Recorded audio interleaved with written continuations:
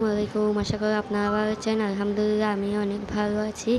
তো আবার আজকে একটা ভিডিও নিয়ে আসছি। ভিডিওটি হচ্ছে বার্থডে ব্লগ এবং আজকে আমাদের ছোট ভাইয়ের বার্থডেই ছিল। অনুষ্ঠানটি তেমন বড় করা হয়নি, ছোট করেই করা হয়েছে। তো ভিডিওটি আপনারা প্রথম থেকে শেষ পর্যন্ত দেখে যাবেন।